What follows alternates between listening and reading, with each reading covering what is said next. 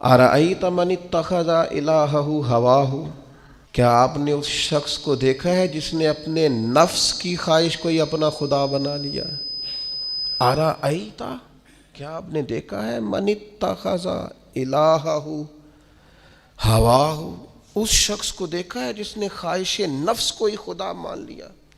نبی پاک صلی اللہ تعالی علیہ وسلم نے ارشاد فرمایا، آسمان کے سائے کے نیچے اللہ کے سوا پوجے جانے والے معبودوں میں سے سب سے سنگین اللہ کے نزدیک وہ معبود ہے جو لوگ اپنے نفس کی خواہش کو معبود بنا کے پوجتے ہیں۔ رب کہتا ہے انہوں نے اللہ کے مقابلے میں معبود بنا لیا۔ کس کو؟ نفس کی خواہش کو۔ ایک طرف اللہ کا حکم ہے، ایک طرف نفس کی خواہش ہے، چلتے کس طرف ہیں؟ رب کہتے ہیں انہوں نے نفس کی خواہش کو اپنا معبود بنا لیا، اللہ کا حکم نہیں مانتے۔ میں آپ سے ایک بات پوچھتا ہوں،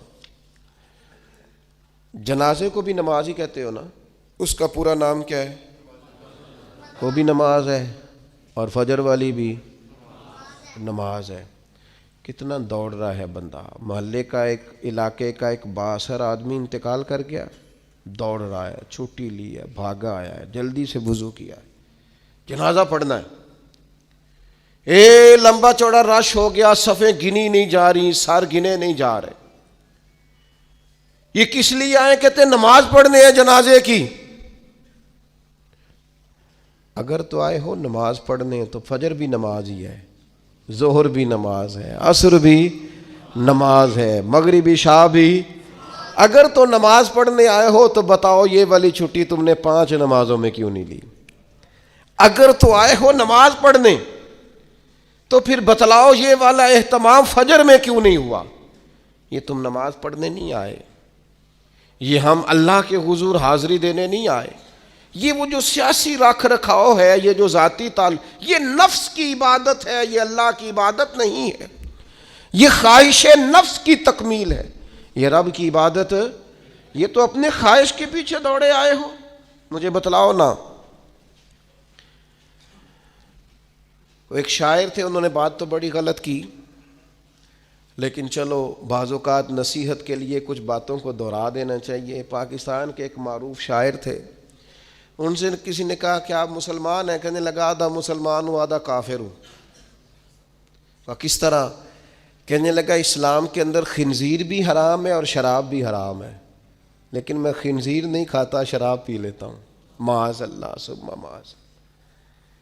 کہنے لگا خنزیر سے مجھے نفرت ہے، شراب میں چھپ کے کہیں کونے میں جا کے پیتا ہوں تو آدھا مسلمان ہوا نا۔ کہ اگر تو میں دین کا حکم سمجھ کے نفرت کروں تو پھر جتنی خنزیر سے کروں اتنی شراب سے بھی کروں۔ تو کسی نے اس پر تنقید کرنی چاہی تو اس نے کہا ٹھہر جا ذرا سن، جس طرح شراب حرام ہے، جس طرح جوا حرام ہے، جس طرح خنزیر حرام ہے، ملاوٹ بھی تو اسی طرح ہی حرام ہے، حرام مال بھی تو اسی طرح ہی حرام ہے۔ یہ کیسی تمہارے نفس کی خواہش ہے کہ خنزیر نہیں کھاتے؟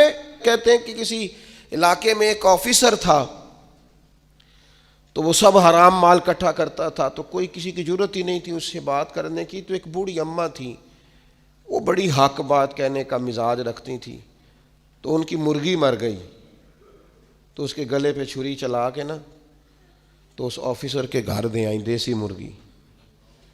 تو وہ شام کو شکریہ ادا کرنے آ گیا، کہنے لگا اماں کمال کر دیا، دیسی مرغی تو کوئی کسی کو دیتا ہی نہیں۔ کہنے لگے بیٹے نہیں، کمال والی بات نہیں، مر گئی تھی۔ تو وہ ناراض ہو گیا، کہنے لگا مر گئی تھی تو میرے گھر کیوں دے دی؟ کہنے لگی سارا محلہ جانتا ہے تو سارا حرام کھاتا ہے۔ تو میں نے کہا یہ کروڑوں حرام کھا گیا تو کوئی مشکل نہیں، تو ایک مرغی سے کیا تکلیف دے گی؟ تو اللہ نے اس کے دل میں بات ڈالی، اس کو اثر ہوا، وہ رونے لگا، کہنے لگا بات تو ٹھیک کر رہی ہے، کروڑوں روپیہ حرام کا آئے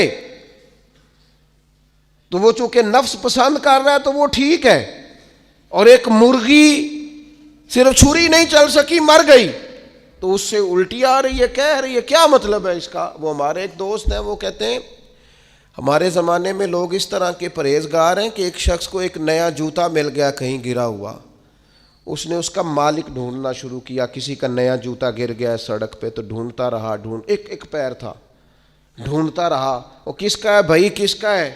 تھوڑی دیر آگے جا کے اسے اس کا دوسرا پیر بھی مل گیا. پھر اس نے مالک ڈھونڈنا چھوڑ دیا. پہلے وہ نیک تھا کیونکہ ایک جوتا تھا نا، پہن نہیں سکتا تھا. جیسے ہی اسے اتنی تکلیف کی بات ہے امت مسلمہ میں، نفس کی خواہش کو خدا بنا لیا. جو تیری طبیعت میں آئے ویسے ماں باپ کو تو وقت نہیں دے سکا. ویسے اگر تجھے کہا جائے کہ ماں باپ کی طرف سے کسی یتیم بچے کا خرچہ اٹھا لے، وہ تو نہیں اٹھا سکتا. تیرے ماں باپ چلے گئے، ان کی وجہ سے تو کسی غریب بہن بھائی سے تعاون کر تاکہ ماں باپ خوش ہوں، ایصال ثواب، وہ تو نہیں کر سکتا. دیکھیں چیلم پہ 50 پکیں گی، کیونکہ پتہ چلے نا برادری کو کہ جناب نے چیلم کیا. یہ نفس کی خواہش کو خدا بنا لی.